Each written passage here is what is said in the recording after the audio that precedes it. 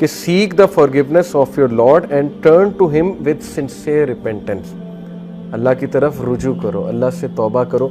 अब sincere repentance है क्या, उसकी कंडीशंस क्या हैं, उसकी चंद एक कंडीशन स्कॉलर ने बयान की हैं, वो मैं आपके सामने रखता हूँ। Number 1, immediate cessation of the sin, कि फौरी उसी वक्त उस गुनाह को छोड़ देना, वेट ना करना। यानी आप किसी एडिक्शन में मुब्तला हैं, ट्राई करें, उसी वक्त उस गुनाह को छोड़ दें। जब आपको रियलाइज हो गया गुनाह है, तौबा की, उसको गुनाह को छोड़ दें उस वक्त। Number 1। Number 2, regret for what is past, नदामत शो करना, रिग्रेट शो करना, लेकिन इतना नहीं कि बंदा डिमोटिवेट हो जाए। ओवर प्रोक्रेस्टिनेशन, ओवर नदामत जो है वो प्रोक्रेस्टिनेशन की तरफ ले जाती है, फिर बंदा एक्शन की तरफ नहीं आता, हर वक्त नादिम होता रहता है, नादिम होता रहता है। इससे क्या है कि उसकी विल पावर कम होती है, और गुनाह का बहुत ताल्लुक विल पावर के साथ। नादिम होना अच्छी बात है, लेकिन इतना ज़्यादा होंगे तो विल पावर टूटेगी। विल पावर जब टूटेगी तो शैतान मज़ीद अटैक करेगा, शैतान फिर गुनाह में मज़ीद ले जाएगा।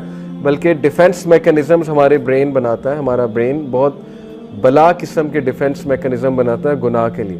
बस हमारे ब्रेन में ज़ाहिर है हमारा एक नफ्स है, नफ्स हमारा, उसके पास फिर बहुत ज़बरदस्त डिफेंस मैकेनिज़्म होते हैं गुनाह करने के। एक बहुत बड़ा डिफेंस मैकेनिज़्म ये कि मैं तो बच ही नहीं सकता।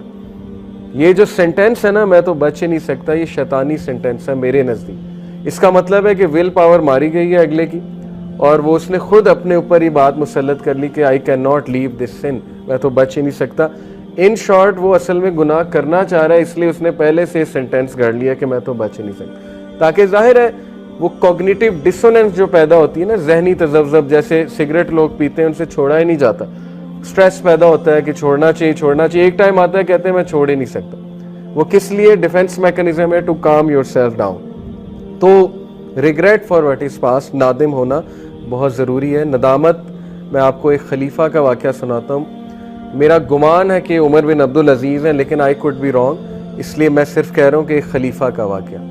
एक खलीफा थे, उनका पास्ट कुछ ऐसा था कि वो बहुत ही प्राउड किस्म के प्रिंस थे, उमैयद कैलिफ थे, और इतने प्राउड थे। उमैयद ज़ाहिर है कि उनके पास दौलत बहुत ज़्यादा थी, इतने प्राउड थे कि एक बार उन्होंने अपने स्लेव बॉय को कहा, अपना जो वो था लड़का था या जो भी था बंदा था, कि मुझे पानी पिलाओ, तो वो भूल गया पानी पिलाना। अब इतना प्राइड था, इतना गुस्सा था कि उन्होंने उस बंदे को जो गुलाम था धूप में खड़ा करवा दिया, और धूप में खड़ा करवाया, उसके बाद भूल गए या जो भी हुआ, वो बंदे की डेथ हो गई धूप में खड़ा होने से। यानी सहरा में धूप में खड़ा कर दिया कि इसकी जुर्रत कैसे हुई कि इसने मुझे पानी नहीं पिलाया, ये भूल कैसे गया मेरी खिदमत करना।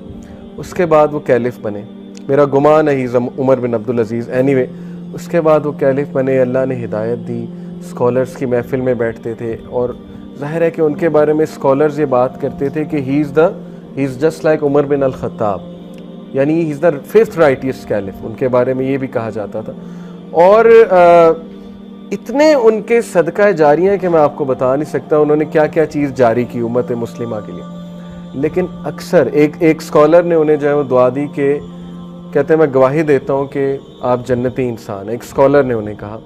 तो ही स्टार्टेड टू क्राई, और बहुत रोए। तो स्कॉलर ने कहा कि आपके रोने की वजह नहीं समझ आई, ये तो मैंने अच्छी बात बताई है। तो ही सेड कि how can I go to जन्ना when he stands in my way, मैं कैसे जन्नत में जाऊंगा जब वो शख्स मेरे सामने खड़ा हुआ है, मेरी रुकावट है। यानी नादिम होना, नदामत है। हालांकि आई एम श्योर अल्लाह ताला ने उन्हें फॉरगिव कर दिया होगा, क्योंकि ही एक्नॉलेज्ड हिज सिन, लेकिन नदामत एंड तक रही कि नहीं, मुझसे बहुत बड़ी ज्यादती हुई थी, मैंने बहुत जो है वो गलत काम किया था।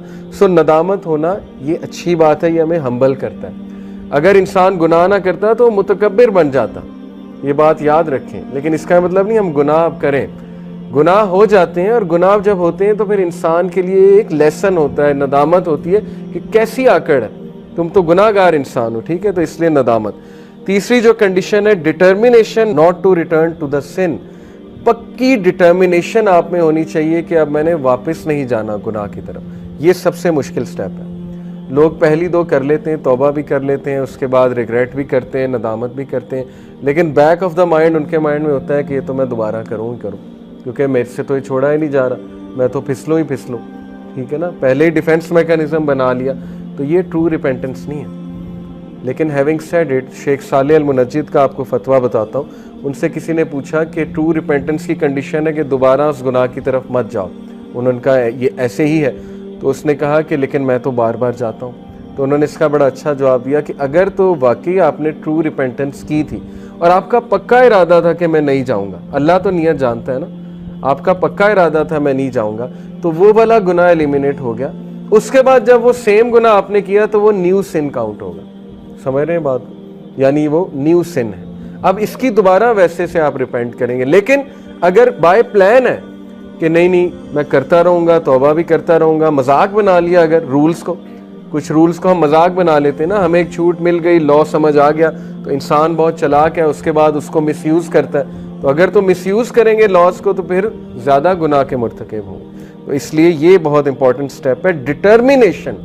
डिटर्मिनेशन पे लोग फेल होते हैं। क्यों फेल होते हैं? वो प्लान नहीं बनाते हैं, विल पावर नहीं है, डिटर्मिन्ड नहीं है टू लीव द सिन।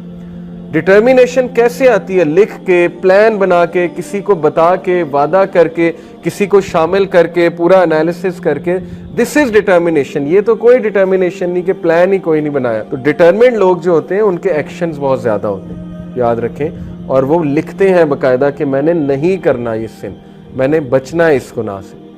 मैंने कई नौजवानों को उनके कमरों में ये आयत लगाते देखा है यूनिवर्सिटी टाइम पे, और आज भी कुछ ऐसे लोग हैं जो मुझे बताते हैं कि उन्होंने रिमाइंडर्स लगाए होते हैं अपने कमरे में कि Allah is watching you, something like this, या कोई आयत लगाई होती है, ठीक है, जिससे उनको फ़ौरन सोच इस तरफ चली जाती है कि नहीं गुनाह नहीं करना, अल्लाह ताला देख रहा है, और ये चीज़ उन्हें मोटिवेट करती है। इसका मतलब उनकी रिपेंटेंस ट्रू है, सिंसेयर है, क्योंकि they are determined to leave the सिन।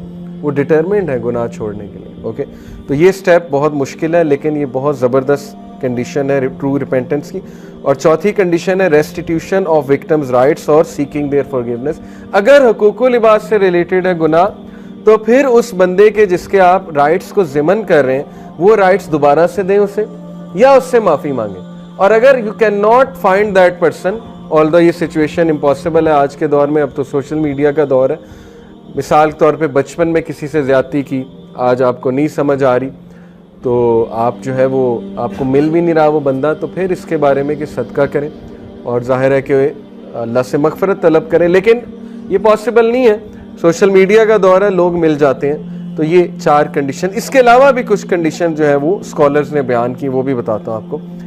एक और कंडीशन ये है कि जो गुनाह है it should be given up only for the sake of Allah. ये सिंसियर रिपेंटेंस, अल्लाह के डर से गुनाह छोड़ा जाता है ना, या अल्लाह को राज़ी करने के लिए। कुछ लोग गुनाह इसलिए छोड़ते हैं कि मेरी सेहत डैमेज हो रही है, ठीक है ना, अल्कोहल एडिक्ट होते हैं, वो कहते हैं गुनाह इसलिए छोड़ दिया, या सिगरेट इसलिए छोड़ दिया। ऑल्दो ये वन ऑफ द रीज़न्स है, मैं इस रीज़न का इनकार नहीं कर रहा। जब हमने किसी को गुनाह छुड़वाना है तो हमने उसकी इस तरह तवज्जो दिलानी है कि तेरी सेहत बर्बाद हो रही है, रातें जागते हो, ठीक है ना, नींद नहीं आती, और जाहिर है कि सेहत बर्बाद हो रही है, ठीक है। लेकिन जब गुनाह उसने छोड़ना है तो उसने नीयत ये रखनी कि मेरा रब मुझसे नाराज़ होता है, मैं अल्लाह ताला की हुदूद को पामाल कर रहा हूँ, इसलिए मैं ये गुनाह छोड़ रहा हूँ। फिर आप देखें कि उसमें डिटर्मिनेशन आती है कि नहीं आती, क्योंकि जो एक्ट अल्लाह के लिए किया जाता है उसमें अल्लाह की तरफ से बरकत आती है।